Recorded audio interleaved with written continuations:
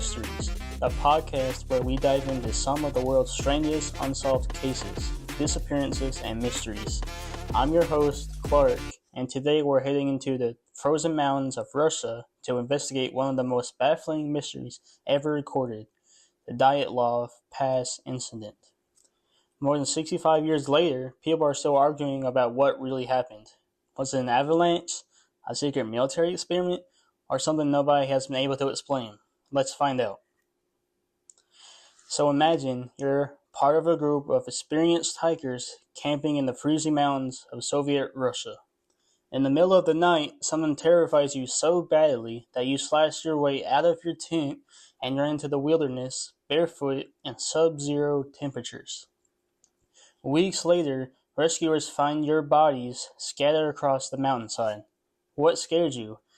That is the question surrounding the Dyatlov Pass incident, a mystery that has fascinated investigators, historians, and conspiracy theorists for decades. So our story begins in January of 1959. A group of 10 young hikers set out on an expedition through the northern Ural Mountains in the former Soviet Union. The group was led by Igor Dyatlov, a 23-year-old engineering student with extensive outdoor experience.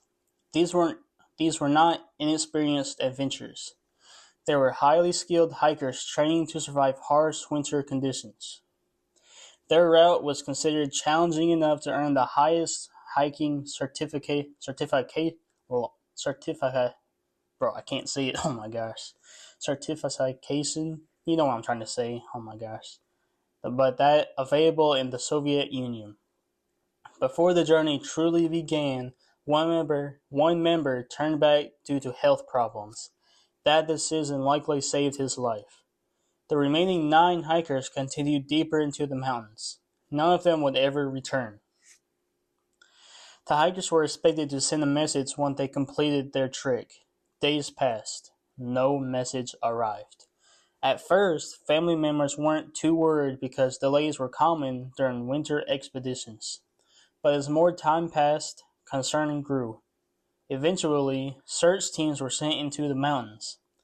What they discovered would launch one of the most famous mysteries in modern history. So, the first major clue was the hiker's tent. It was found partially buried in snow on the side of a mountain. Inside were most of their belongings, their boots, their coats, their supplies. Everything appeared to have been left behind in a hurry. Even stranger, investigators discovered that the tent had been cut open from the inside. Think about that for a second. If you're safely inside the tent during a freezing winter storm, why would you slash your way out instead of simply using the entrance? Something had apparently caused the hikers to leave immediately, and whatever it was, they didn't stop to grab proper clothing. So I bet they were pretty cold, especially since, I don't even know what they had on or anything, but think about, they didn't have proper clothing to go out in those freezing temperatures. So I don't even know I would be freaking complete the opposite, but freezing my butt off, and I would not, I wouldn't hate that so much because I'm not a big fan of the cold. I would rather be hot than cold, but anyway.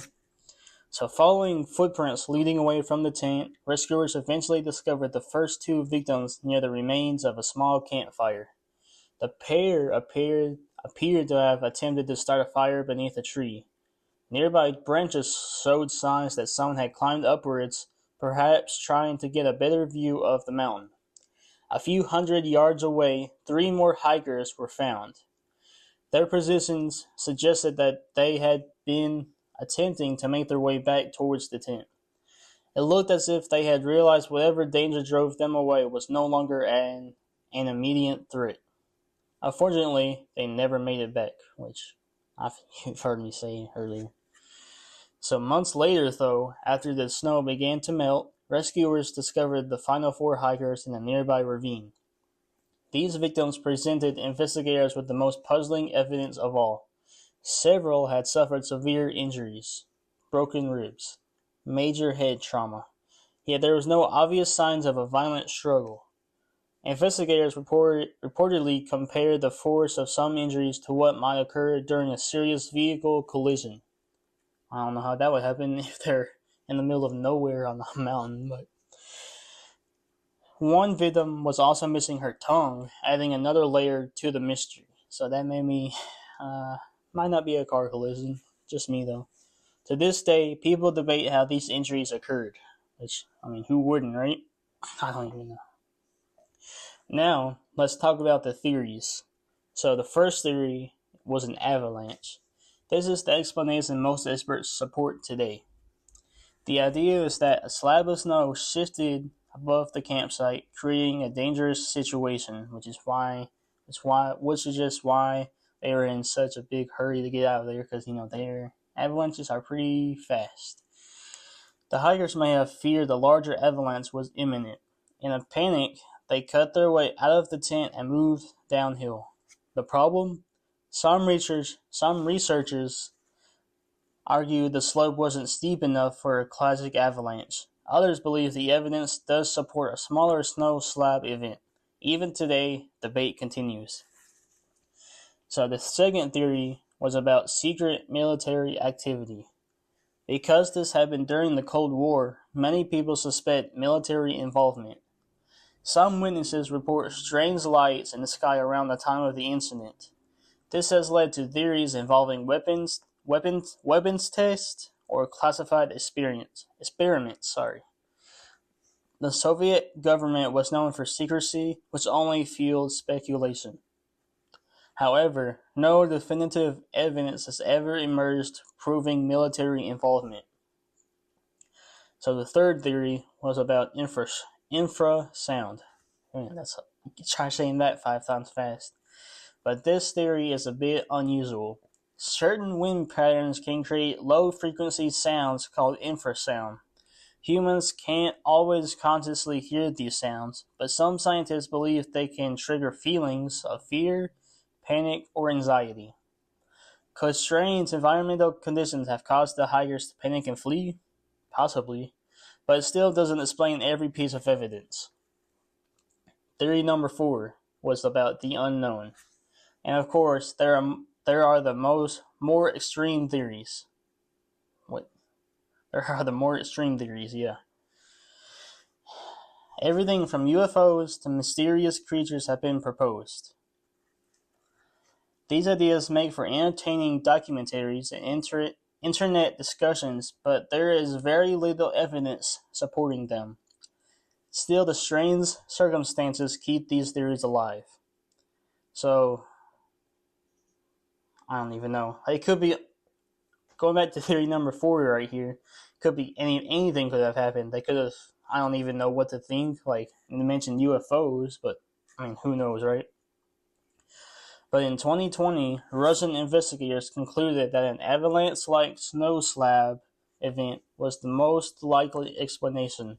For many people, that closed the case. For others, it didn't. Questions remained. Why was the tent cut from the inside? Why did some hikers travel so far from the camp? Why do certain details still seem difficult to explain? The official answer may exist, but public debate certainly hasn't ended. Personally, what makes the Dyatlov Pass incident so fascinating is that it sits right on the line between mystery. I can't even talk that much, but it sits on the line between mystery and explanation. There may be a logical answer, there may not be. But the more you learn about the case, the more questions seem to appear. And that's exactly why people are still talking about it all these years later. So, right. So it's like, this was during the Cold War. So that means it's been a few decades ago. This is a few decades old. That's what I'm trying to say here. But, so, and think about it. It's so, I don't know the right word for it, but like, it's so, man, I don't know what I'm trying to say, but like, people are still talking about it to this day, so that means it was like pretty, let's see, what am I trying to say here? It's pretty, I guess, popular. Probably it's not the right word for this, but you know what I'm trying to say, I feel like. But what do you think happened on that mountain in 1959? Was it an avalanche, a military test, or is there still something we're missing? Let me know what you think. But hold up. Yeah, leave a comment on what you think. But I'm gonna go ahead and answer my opinion, my thoughts on this though. So, what do I think happened on that mountain? Well, I mean, of course, we don't know the real answer, but what I think the most probable cause was either an avalanche or a military test.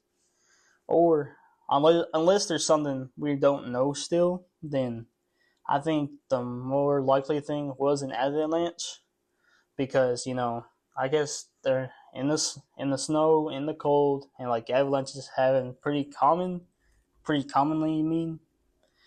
But I mean, obviously I could be wrong. I'm not saying I'm right or anything. But yeah, like I said, let me know what you think. I'll leave it a comment.